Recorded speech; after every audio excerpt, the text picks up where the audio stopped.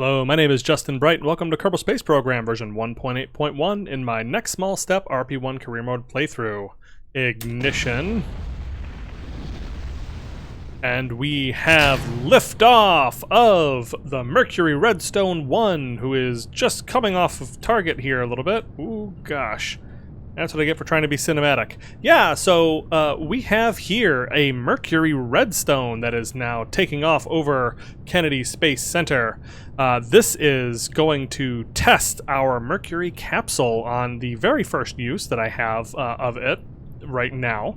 And yeah, so what we have here basically is I've gone back and I've dug out my redstone booster, not because I feel like it's useful in any way or actually doing these suborbital tests is something we need to do. I don't think. I think we could probably just go straight to orbital and it would be fine.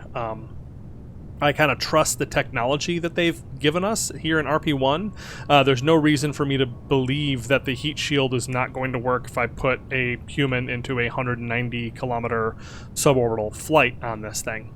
But yeah, I didn't see any reason not to just go ahead and do the historical missions, and so that is what we are doing, and this is what I am calling Mercury Redstone 1, which is actually going to be pretty similar to Mercury Redstone 2, the actual historical flight. And that's mostly because I wanted to talk about, yes, of course, Ham the Chimp, who was on board that uncrewed test.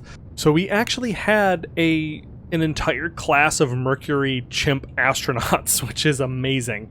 But there were 6 of them that were trained in Mercury simulators for about 3 weeks before the actual flight. And Ham the Chimp was the primary, and he is the one that went up on this actual mission.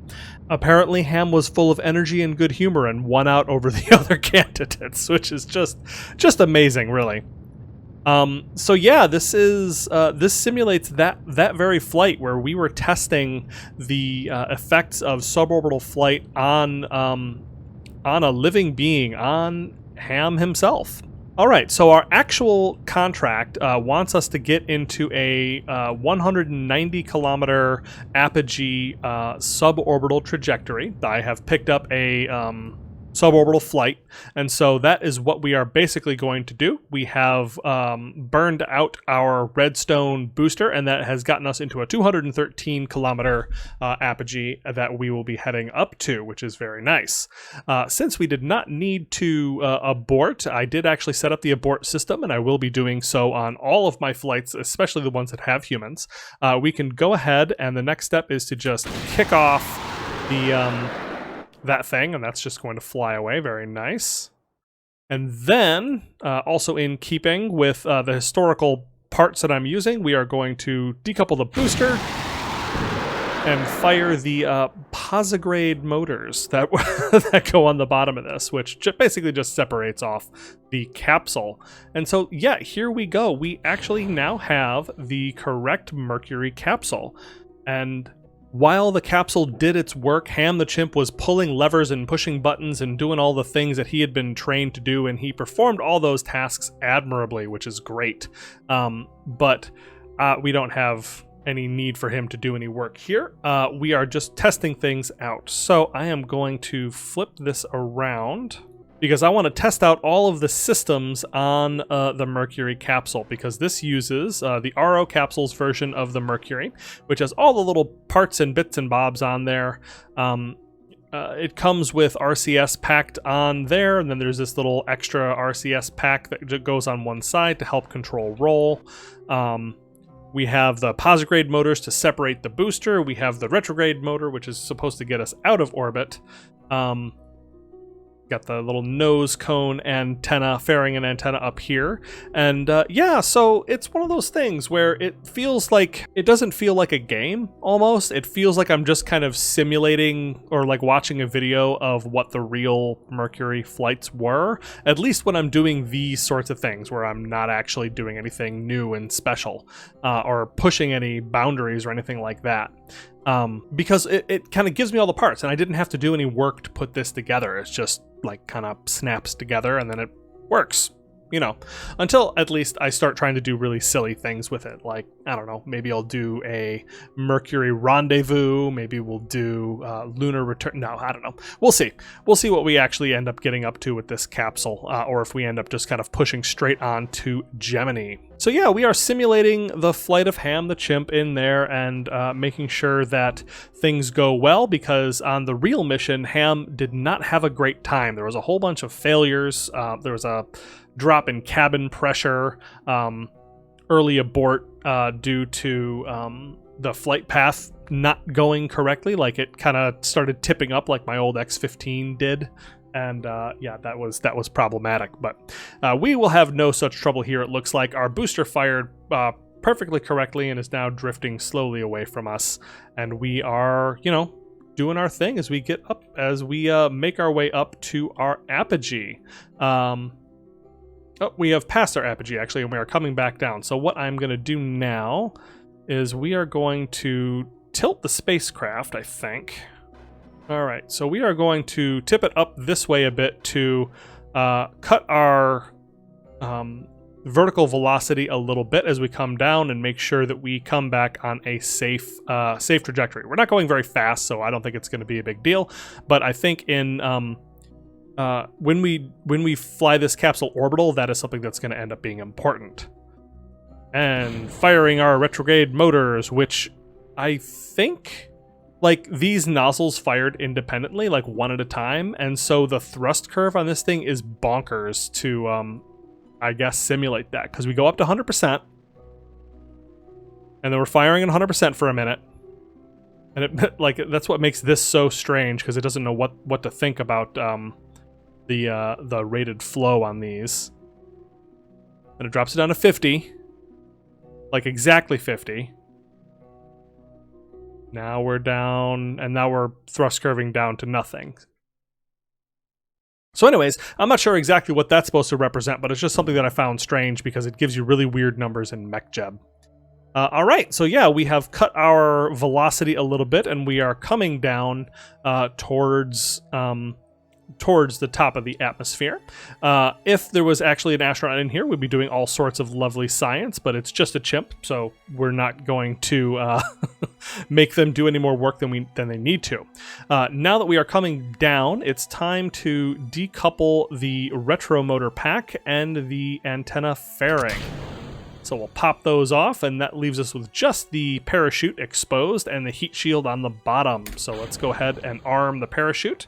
We are going to point ourselves at negative surface velocity, because I don't know anything about doing any more complicated reentry profile than that. I guess it's something I'm going to have to learn in a big hurry, especially when we get to Gemini. But for now, we are coming in on a fairly gentle, well, maybe not a gentle slope, but a slope that is not going to be too problematic, because we are only going about 3,800 meters per second. All right, so we can kind of look through at all the different things we have. We have all sorts of, we have habitat, we have scrubbers, O2, pressure controllers, all sorts of things. If we were doing a full scale, like if that mattered, if the test of all of these individual things actually mattered for test flight or whatever, like I'm not even sure if test flight manages anything except for boosters. But anyways, if we had something where the reliability of capsules mattered, or if the like if other components could fail, then that's something that we would be wanting to see the results for. Ooh, look at those G-forces. Wowzers. Man, that put a lot of G's on this. This is not a very fun or comfortable flight back, I suppose. Yeah, and that's why you have these RCS thrusters on here for descent, is so that you can actually control your attitude as you're coming in on terrifying trajectories. And that's exactly how it happened with the historical flight of the Mercury, the Mercury Redstone. Was it splashed down in the ocean, in the Atlantic Ocean, and then recovery crews had to come find it.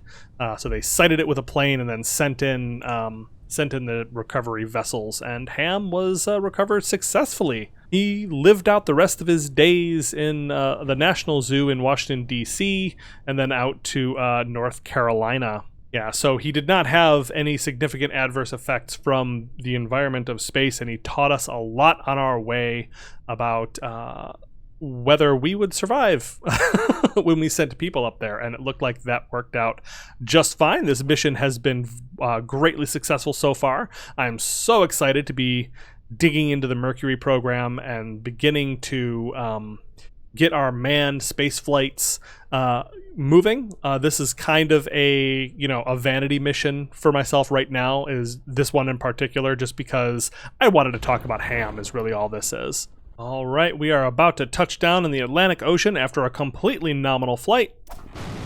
Fabulous. And here we go. We have landed and recovery vessels are on their way. Successful mission.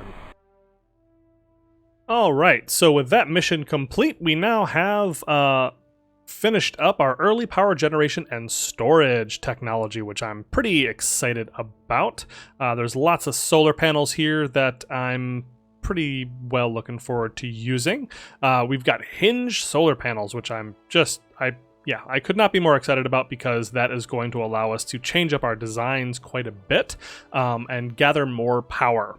We also get level 1 solar panel technology, which I think is going to be just great. And that's going to help us out a lot on some of our future designs. All right, Moonfarer is on the pad, preparing to launch into the plane of the target, which is the moon. I don't know why I'm being so weird about it. But yeah, we have the Moonfarer 2 on the pad, which is decked out with shiny new science and new stuff. New science and also less old science, I guess, which is going to give us a much better view of things on the moon and begin to test out some of our new science experiments that we have just received. And we are launching in 4, 3, 2, 1, ignition.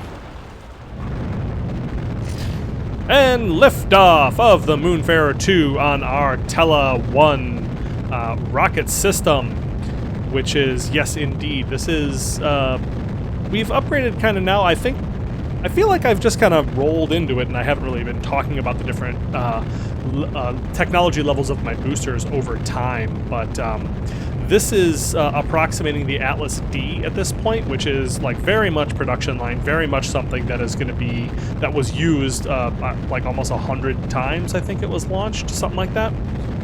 So there's been a lot of these, and they're, just like for me, they were used by the US to launch just about everything. So this is basically the same setup as our previous Moonfarer, where we have the Atlas D down here, we have an AJ-10 early that is going to hopefully carry out the Trans-lunar injection burn, and then all of the new exciting stuff is going to be up on the probe on top, so we'll talk about that, assuming nothing explodes. We'll just time warp and see how this goes. This is often how I end up launching these things, where I'll just do 4x time warp and assume that it's going to, hopefully work out properly and not explode. Whee! And there go the side boosters, bringing the LR-105 on its way up into orbit and disengaging the fairings. Alright, so we're looking pretty darn good. Launching into the plane of the target leaves us with 84 meters per second of delta V, which is just fantastic. That, I keep seeing, I try to roll ahead and, look at what my next set of boosters were going to be in 1961, because we unlock, the H1C and all that, and I'm doing everything that I need to do right now with these boosters that I have, so I feel like it's just a matter of waiting until I get the next configurations of, the H1C and the, the Titan boosters, the Saturn 1 boosters, that sort of thing. So yeah, I thought I was going to go do another big set of booster designs, but then I haven't actually needed to yet. All right, so we are in a good orbit, so I'm going to kick off the booster stage, and that is going to head all the way back down. And yeah, here we go. Able stage up in a good orbit and ready to make our lunar injection burn whenever it is convenient. So let's see. It looks like we've missed it on this pass, so we're going to do it on the next pass probably. All right, so that is about what we are looking for, at least crudely. Now it's time for us to open up the editor and bring this down, because I think I want to once again get it into, although now that I'm thinking about it, what do we have on here? We have a couple different experiments.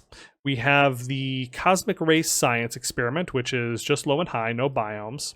Infrared radiometry, which does have biomes. Okay, so that's kind of what I was looking for. I just wanted to see if I actually needed to do a polar orbit.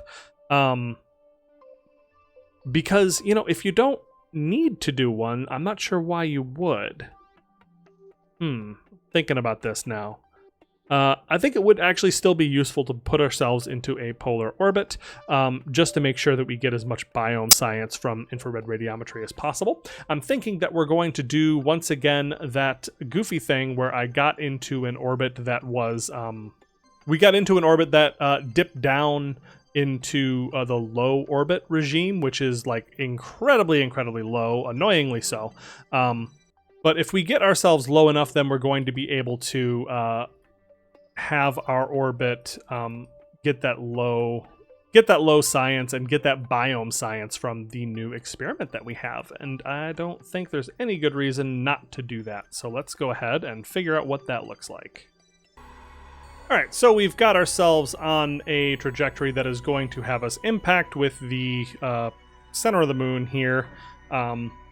So that's going to be good to dispose of our able upper stage. And then I can correct with just a teeny bit of delta V way out in between the two planetary bodies.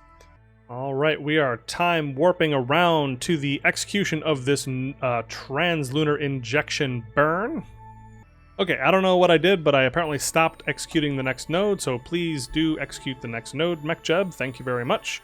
So we are coming up on that now, and we will hopefully be using this to get into a good orbit with the moon, or flyby. Well, if by flyby I mean impact. And we have a good ignition on our AJ-10 142. Yeah, fantastic. So that the failure rate has gotten down to 2.24%, which is good. We're finally getting to a place where this is a nice, reliable upper stage, even though I've been using it as such this entire time. Yeah, so anyways, we are on our way, and let's see, we have 130 seconds of burn left before we finish this off, and yeah, then we'll talk about the probe once we are on the way. Oh no! Transient shutdown on the AJ-10 142, and because it has no ignitions, that is that. Darn it. Man, I have had bad luck. Yeah, so 2.24% is still, you know, that's not zero, so there we go. We have had another failure on this, which means this is going to not get anywhere. But let's see, what can I do here? We're not going to get into... Might as well just decouple the probe at this point. Extend that antenna. There we go, because I don't think this one has an antenna. All right, now I'm just going to time warp us around and say farewell to the moon that we have lost. But I want to come around into the sunlight so that we can get this probe set up as best we can to make lemonade out of the lemons we were just handed. All right, beautiful sunlight. So we are going to use MacLeod. Has a sunward. And I can never remember which one is actually which. I feel like it changes every time. But we need to first activate the avionics, of course, and then we can, it will execute us to go down towards the sun. Point at the sun, please, and thank you. We can kind of see our nice new probe rotating around in the sunlight. I have reduced the tonnage of engines that I had on this thing, and just kind of slimmed it down a lot, even as I was increasing the amount of experiments that we had loaded up on here. So yeah, we are now pointed at the sun. Very nice. So I'm going to turn off the avionics. And yeah, I think, let me just double check that our experiments are doing what we need them to do, and we'll set up some automation as well. Okay, we are doing infrared radiometry and orbital perturbation. There is a tremendous amount of science that is in the orbital perturbation experiment, about 200 it looks like, which is really neat. I just want more info. There we go. Yeah, 200 science for space low around Earth, which is fantastic, but it's going to take 10 years to get all that, so we're just going to need as many probes doing that in orbit as possible. And so this is one of them. So we have these two science experiments running that should return some science, and yeah, no reason not to leave this up in orbit, although we're probably going to want to name it not the Moonfarer anymore. We'll name it the Lost Moonfarer 1. So that seems fine. Yeah, so this is just going to stay here in this orbit with plenty of hydrazine fuel, tons of that, and yeah, in case I ever have a need to use it, we can. Otherwise, it will just sit here and gather science for us. So not the best result, but it's at least better than it being a complete loss. 5, 4, 3, 2, 1, ignition. And liftoff of the Moonfarer 2B, which is heading up to, hopefully, solve the issue of the Moonfarer 2 failing utterly and to make its trans-lunar injection burn. Yeah, so not a whole lot more to say about that, although I apparently need to never, ever again mention the reliability of any engine whatsoever. Because it feels like every single time that I go, well, this rocket's finally getting to the point where it's nice and reliable. Look at that. It's like 1.5% or 2%. Failure chance. That's when it fails. And then it explodes, and then I lose my mission, and then it becomes a big scramble to try to make up the contract. So I need to just stop saying that. I like my telerocket. That is all I will say. And we just about have main engine cut off. Fabulous. So let's go ahead and kick this stage off, and we will try to make this transfer to the moon one more time.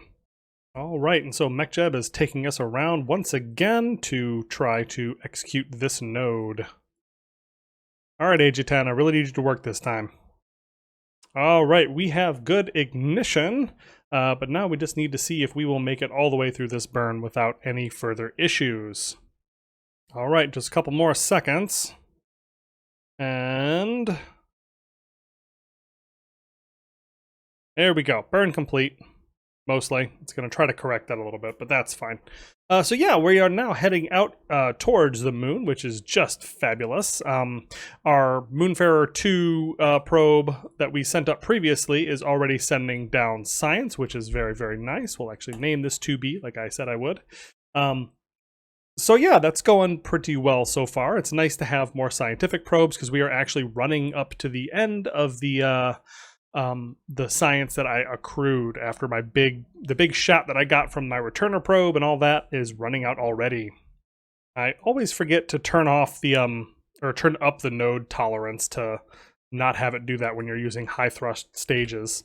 But yeah, anyways, so that will send this probe off, and the able stage will impact the moon, which is lovely, and theoretically could be, you know, it's a type of more science anyways. I don't have the impactor science mod installed, and I'm not sure there are impact experiments in Kerbalism. Maybe I could very well be wrong about that. I haven't been on the surface of any body except for Earth, so who knows? Okay, so a nice gentle separation from our able upper stage, and that puts us right on track to impact the moon, which, you know, is not super great. So we are going to adjust our trajectory when we are partway in between here and there. On the way, let's talk a little bit about the new updates that I've done to this craft. I'm still using the same bus, the same, I think it's a BDB one. I'm not 100% sure who's responsible for this one, but it's in the new RO probes. It's one of the new procedural RO probes, which I really like because it's not just a featureless polygon. So on top of that bus, which doesn't represent anything particularly new, it's just got new experiments packed away, and a lot of the old experiments were removed. The ones that I had around the side are no longer there because I didn't need them, and everything is built around symmetry once again, which I prefer. I do like the ability to build asymmetrically when using procedural probes, but if I don't need to deal with it, I'd prefer to not, you know what I mean? So anyways, this has new, instead of a flat panel on top, it has a smaller number of hexagonal solar panels, which work just as well, because it's really the surface area of solar panel is what you're worried about. I'm pretty sure that if you were to make a solar, I think the procedural solar panels that you can create with RO Solar, it doesn't really matter like the shape and individual size of these. Like, it's just the total amount of solar panel and how much space they take up. That's what really matters as far as cost and weight. And so that that is how we are doing that. And this, I think, looks a little bit better too. So that gives us really good power. We are set pretty much for life when we don't have the when we're not in shadow and we don't have the avionics turned on, which we usually won't. We have a nice new tech level 2 antenna up on top. And the only really important things are we have 4 experiments packed in. We have the cosmic ray science, so that's the Geiger-Moller counter, micrometeorite experiment, and then the new ones, infrared radiometry and orbital perturbation, which I'm hoping is going to get us just a ton of science around the moon, because that first Moonfarer probe got us so much freaking science. It was wonderful. And yeah, and so I've shrank down the fuel tank a little bit here, so there's less hydrazine, and just there's the one 0.4 kilonewton engine instead of the 2 radial ones, which was a lot of extra weight that I didn't actually need. This is gonna burn for almost, this is almost 10 minutes of burn time, but I need to just be okay with that. I get very impatient and think that everything should be very Kerbal and very quick, but that's not actually so. All right, so now that I know that it's 100% possible to execute a node when you don't have a connection, I am going to just make my plan to circularize when we are just as tight as possible here. And with all of the delta V that we have on here, we are going to be able to get into a nice small orbit. And that's going to be good because we are just going to spend a ton of time now in both orbits. Like, we're going to whip around out of low orbit and then into high orbit, and then spend, I'm hoping, about half of our time in each, something like that. I'll figure out exactly what this looks like when I get a little bit closer, but this is kind of the idea. Like, I have so much extra delta V that this is not going to be a problem. Like, this is going to be about a 600 or so meter per second circularization burn, and I have plenty. But before we get to that, we have to make sure that we actually hit this very precise flyby trajectory by correcting our trajectory a little bit in. All right, so that's about far enough out from Earth to make this burn. So we are going to just go ahead and zoom back in. We need to flip on the avionics, which wants me to stop rotating, but I think the rotation was fine until just now. We want to go plus normal. Actually getting rid of the node because I don't find it necessary at this point. All right, so I am just going to fire this thruster, and we are just going to burn normal until we get the exact orbit that we want. Because this is like very little. This is very little thrust to weight ratio, so we can actually get this done very precisely. And then we can finish it off with RCS. All right, so I've actually adjusted us down to 20 kilometers for our paraloon, which is going to put us well into the 150 kilometer regime of lunar space low, and then it will be easy enough for us to burn to circularize at that point, and we can get, let's see, if I snap this to Paraloon. So checking in on the actual experiments that I'm trying to do, there's no good reason for me to stay in just space high. So I think I'm actually going to bring this down to a nice tight circular orbit that is all in space low, and have this just be a low space science vessel, a low orbiter for the moon. So yeah, based on all of that, I think we are going to plan for a nice low orbit and try to circularize basically at about that altitude. Yeah, underneath 150 is all we're really looking for here. And as we sail out through the high orbit of Earth on our way to the moon, we can see that the orbital perturbation experiment is worth 250 science over the course of 10 years for space high around Earth. Small amounts we're getting from the infrared radiometry, but, you know, biome science is generally going to be relatively small. All right, so we have entered the moon's sphere of influence, and we can see now that orbital perturbation here is worth 300 science around space high.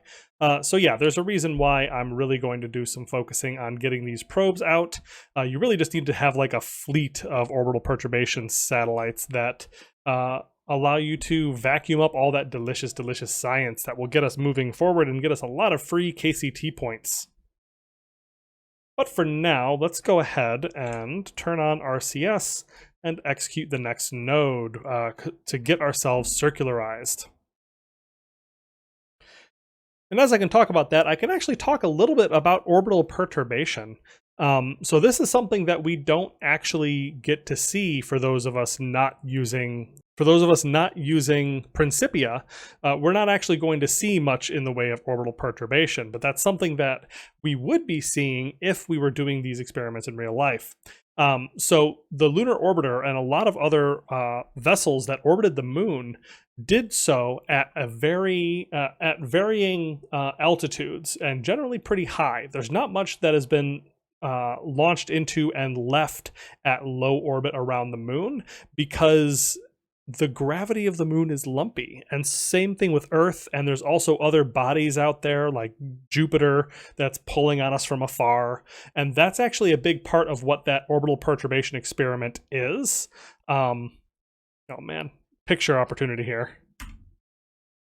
I love it when my I love it when my video thumbnail just jumps right out and grabs me and says, "Hey, I'm right here."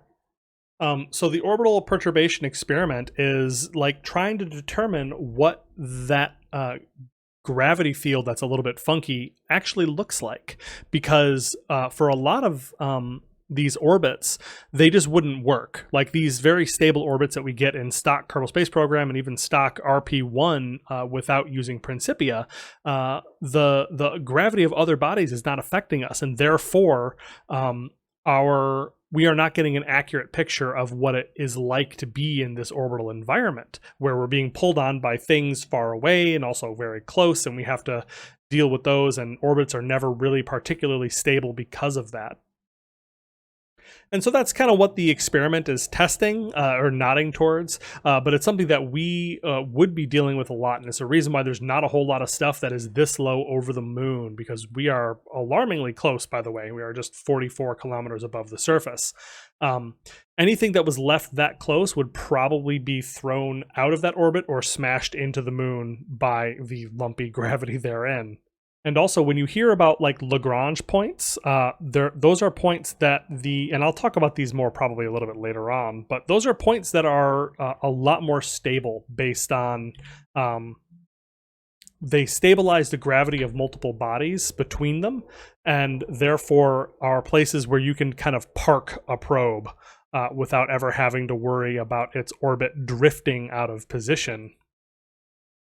All right, so we are just about wrapped up. There we go. So now we have a 30 by 265 kilometer orbit, which is not great, but that's kind of what happens when you have a 5-minute burn.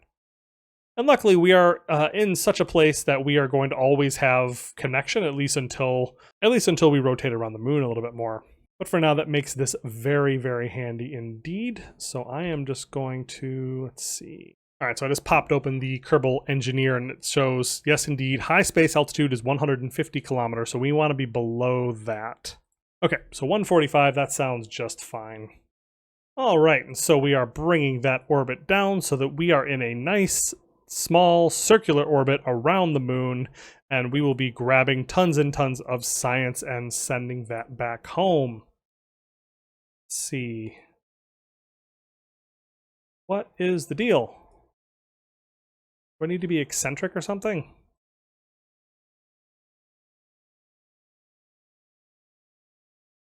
Yes, I need to have some level of eccentricity.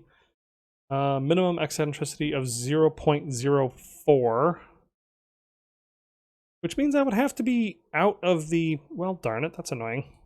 Yeah, that'll be fine. So we're going to actually dip up into space high quite a bit because I wanted to make sure that I'm still able to meet this eccentricity threshold for my cosmic ray and micrometeorite experiments. That way, now I can actually get all 4 of these instead of just the 2. And you can see that the orbital perturbation experiment here in low lunar orbit is 400 science over 10 years. So, what, 40 science a year per 1 probe? That's not terrible. That's actually pretty good. So yeah, we are going to be working on all of these and sending all this wonderful, wonderful science back home. Oh, and one thing I forgot is we do need to collect science from around the moon and transmit it to the KSC. And the easiest way to do that, without cheating, importantly, is to rerun a small experiment like the telemetry analysis. This is hard to do when you're doing a flyby and screaming through like Venus's atmosphere or something, but for something like this, we do not need to cheat, and you are not expected to cheat for anything except for the first scientific satellite. So we can open that up and we can see that we have this 100%, but we can just start it again and it will recollect this and then resend it as soon as it is done. It'll leave us some weird numbers, which makes me a little bit twitchy. Like it'll always show like a number greater than 100% retrieved, which I hate from a completionist point of view. I don't like the weird numbers. I want it all to be nice and evenly 100% forever. But it's fine. This is the way that you are expected to complete these kind of contracts. All right, no science gain. We already had this data, but that does complete the contract, which means we finally get a chunk of money. Oh my gosh, we have been like right skirting on the edge of disaster for so long. It's been a big bummer. But yeah, we now have that completed, which is fantastic. And one last thing before I leave this probe to just collect science over a huge amount of time is we want to get out into the sun.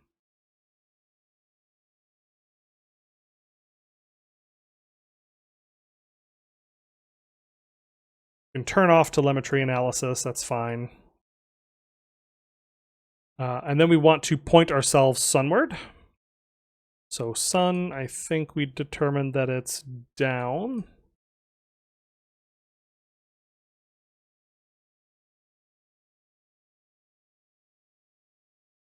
There we go. Now we have 100% exposure. Already we have 11% wear, but that's fine. I've planned this so that this has extra solar power, more than it needs for now, so that we will not have to worry about that. And then I can turn off the avionics. And there we go. So that is that. And we still have a little bit of extra delta V in case I want to like deorbit this or something when it is at end of life. But yeah, that's been a fantastic mission. This has been great. This has been very successful. We now have a low orbiting probe around the moon, transmitting back all sorts of great science. All right, so with some extra funds in our pocket and some additional science bringing in upgrade points, let's spend a little bit of money. I want to actually save up a bit because we have some unlocks coming, but I want to plow all of this into the VAB. Because that's been my latest problem. Like, I kind of go back and forth on what is more important to me at any given moment, and it seems to work out over time. But yeah, I wanted to get this a little bit faster because I've just been so, like, I've been chasing these contracts, trying to get things done as fast as possible. And then I keep having failures and then needing to go back and fix stuff and relaunch and that sort of thing. Just try and take additional contracts to make up for the shortfall of failing other contracts. So we're trying to get ourselves out of that hole. And that is, that's something that getting our VAB speed up can only help.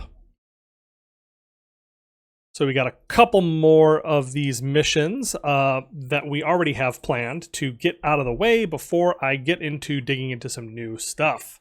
And in the meantime, we are getting science and we are getting close to 1961 orbital rocketry. Ignition. And liftoff of the another Thor-able rocket that is taking up a Telstar 4B payload, which is our communications test satellite that we have failed once before, but hopefully this one will succeed. And yeah, this is in that kind of a funky orbit where it wants us to be pretty well inclined, but most importantly, it wants us to get to a 800 kilometer perigee, or above 784, I guess is the correct way to say that. And then it has a very large and specific apogee that it wants. So anywhere between 5 and 8.3 million meters, which is very doable with this rocket. And based on the design that I have here, it's just that MacLeod PVG is like, I don't understand the weird thing you're trying to do. And it doesn't think that this rocket is capable of it, but I believe in it. And we had a good ignition, and I've been futzing around with maneuver nodes on this because I'm going to need to do this at least a little bit manually. So I'm going to be disengaging the autopilot here in just a moment, because we are trying to get to an 800 kilometer perigee.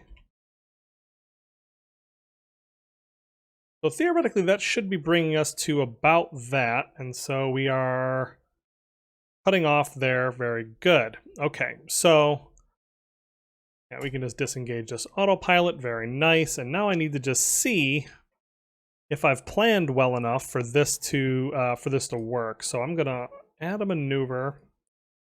With the maneuver planner, I would like to, not the editor, I would like to snap to apoapsis, and then with 1206, that puts us at 6785, which is perfect. Yes, all right. It's like I knew what I was doing or something. Sometimes I worry. But yeah, so this will work exactly perfectly, exactly the way that I hoped that it would. So we are just going to go ahead and execute the next node, maybe? Question mark?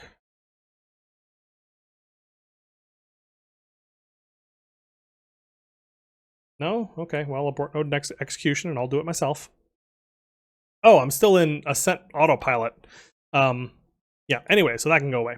Yeah, so I just now need to push ourselves down to point nodeward, and we are going to fire this Altair upper stage as soon as we get to the apogee that I have set up here. So yeah, pretty easy mission. Hopefully there's no issues with the Altair, and if so, then we will have a good orbit. All right, we are coming around to the node. We have no ignitions remaining. Oh no! And then we fire up the solid knit lights. Fabulous. And our apogee is rising. Boom. All right, perfect. So now we just wait for that to burn out completely, and we are all set. Fabulous. So that worked out great. Another 7 seconds to go, and our communications test satellite will be considered in stable orbit. And there we go. Contract has been completed successfully. And more importantly, the money has been transmitted. All right, so that's 2 communications test satellites completed. If I get 1 more done, then we are going to finally be able to start doing the early commercial communication satellite contract, which I'm just so curious to see what the numbers are going to look like on that one.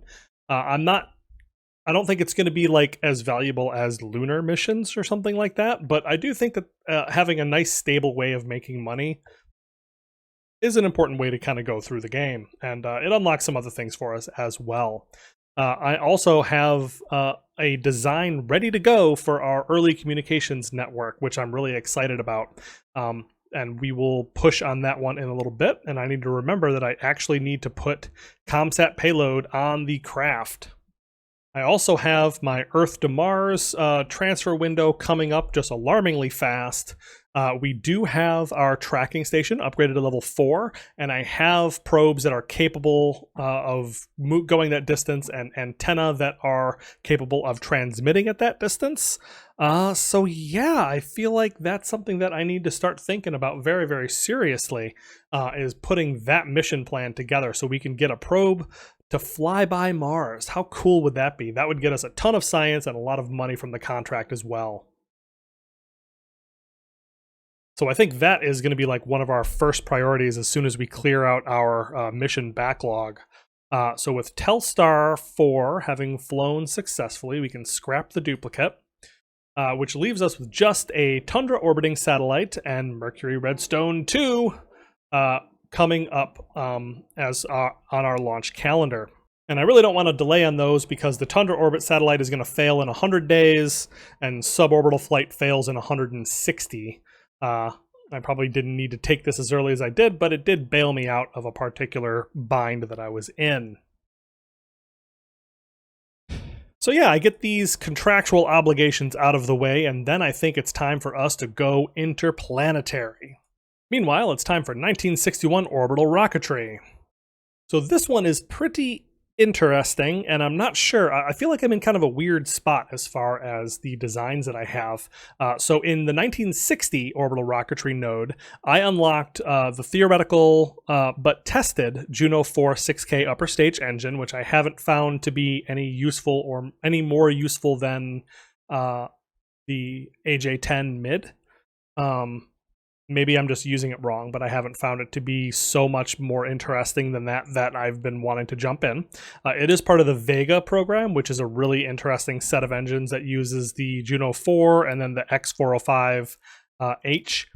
And that, like, it allows me to make a really interesting build that I didn't find to be, like, have a niche that I needed to use it for, that I couldn't do with a regular Tela Agena or Tela Able or Thor Able or that sort of thing. So really interesting rockets that I just haven't found a particular need for, perhaps because I'm just so stuck on my drop tank Atlas. But that gave us the first AJ10 mid, which has had middling success, as you might expect. And then in 1961, and even going back a year, it was in 1959 that we got the Agena A and the LR87 booster and the LR91 upper stage, which have all been lovely, but the LR87 and LR91 in particular, those are the ones used on the Titan 1 missile, which was the one that wasn't an orbital rocket. So you could, like, I haven't been able to find the niche for that either, and it's also pretty heavy, and yeah, so it's things like that. The first configuration for a given new rocket is not particularly useful. But in 1961, so we got the Agena in 1959. Now 1961, we have the Agena engine upgrade to the BA7 config, which is also known as the Agena B. That has a restart, so that has 2 restarts, and it's a lot better in pretty much every other way, so I am really excited about that. This is really where the Agena starts coming into its own. So yeah, there was a 2-node gap between getting the Agena and having the Agena become something that I was actually really interested in using, so I can unlock it now, finally, which tells you everything you need to know about that. And likewise, we got the LR87 and the LR91, and we still don't have the upgrades for those. Like the actual upgrade for the LR-87 and LR-91 that makes it the Titan II is next year in 1962 orbital rocketry, which is going to get us actually all kinds of crazy good stuff. There's an Agena engine upgrade, there's X405, which I'm not using, the LR-91, LR-89, LR-87, LR-105, LR-101, AJ-10 early, and two AJ-10 early, sorry. Yeah, so there's a lot of interesting things, and then there's also another Agena model for reasons I'm not sure I understand. But we will have more Agena action up here. So yeah, what I'm getting at, I suppose, is that I'm getting a lot of engines. When you first get them, they're not generally super interesting. And that's, with all of that said, that's why I want to introduce the H1C and the H1 and the RS-27, which are all the exact same rocket with slightly different model changes. These are the upgrades to the LR-79, but it's also they're kind of upgrades to the LR-79 and the LR-89 in a way, but they are the ones that were used on the Saturn I and also used on the Delta rockets. So these are like main core path new boosters that I'm going to end up using forever once I finally get them, but I get them in 1961 and they don't become particularly useful for years.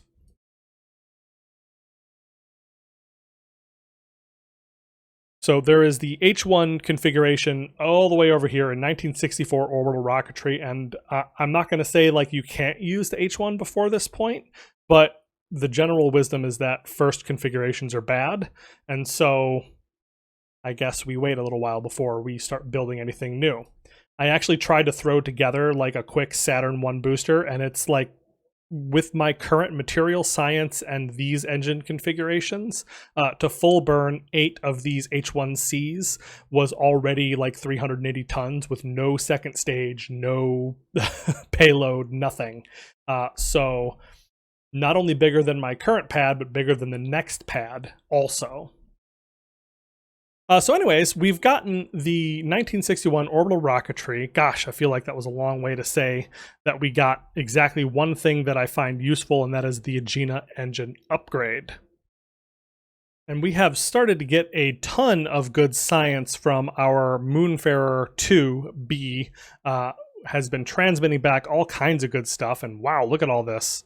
I feel like it must have just hit like a window after having been behind the moon for a while. But yeah, we have 59 science, which means we have options. All right, so I want to go interplanetary, so it feels like it makes sense for me to get RTGs pretty early on. I'm feeling a little torn because I feel like I'm going to need RTGs, I'm going to need the interplanetary probes, and then I also need better engines. It's really tough, but I think that the solar panels that I have will work well enough for Earth and Venus that I'm not that stressed about it. We will have to build pretty big solar panels, but I just don't think that that's going to be that's going to require necessarily that we have RTGs first. Interplanetary probes gets us lighter probes with less power consumption, which is very, very nice. But right now, my big power consumption problem is my communications more than it is avionics. So that's also not as big of a stress. So I think what I want to do is I actually want to unlock 1962 orbital rocketry coming up next. Just because there's so many upgrades to all the engines that I'm using here that I feel like that's going to be it's going to feel like a very momentous upgrade. So let's do that. I only have 22 science left, so nothing else I can do after this one, but I'm thinking that I would like to get the RL-10 after that. I know that I just got done saying that first configurations are bad, but I feel like, I don't know, maybe this Hydrolox one will not be quite so terrible right off the gate. But it's going to be very important for us to have the engine that powered the Atlas Centaur and the Saturn I. Like that's kind of a big milestone and something that I would like to start pushing towards. All right, so that has opened up 1962 to 1963 solid rocket engines, which gives us a couple new things, including the Altair 2 and the solid engine real fuels technology upgrade that I've been so excited about. But I also have noticed that the RP-1 folks have added a whole bunch of new solid rockets to these two nodes. So we have the entirety of the Scout rocket, which is the Algol, the Antares, and then, yeah, a couple different model numbers of the Antares and the Algol rockets, which comprised the Scout, which was an early solid rocket orbital launch vehicle. Like, it was the first launch vehicle that was entirely made of solids, which I think is bonkers, and I am not sure how exactly that worked, but that is really interesting, and I don't know if I will end up using that, but man, that'd be a kind of a cool thing to put together. Similarly, we have some upgrades, or probably just more pieces of the Scout rocket here up in this the current node that I have just unlocked, as well as what looks like a big chunker of a Minuteman ICBM. So yeah, we got some interesting stuff out of that. I'm not sure how much of it I'll end up using, but I love having the options. And the American side is characterized of rocketry is characterized by solid rockets and then Hydrolox engines. So I like going down both paths and seeing what I can come up with. Phew, but I think that is going to actually do it for us. That was a whole lot of planning that we did for the future, but we are making our way towards being able to use newer and better technology. The Atlas Ables and Thor Ables that I've been using so far have been perfectly fine for the tasks that we've been putting them to, but we want to move our space program forward, and so we are going to need more and more capable boosters over time. So I'm looking forward to going further down that path and finding out when it actually becomes useful. I think planning around missions as opposed to just planning around the capability of different boosters for their own sake is the right move. So I'll be doing a little bit more of that, and now you can see a little bit of spoilers for next time when I am going to be attempting to get us into a Tundra orbit. So look forward for that. If you enjoyed this episode, please like and subscribe and let me know what you thought down in the comments below. I do love to hear from you all, and I will see you next time.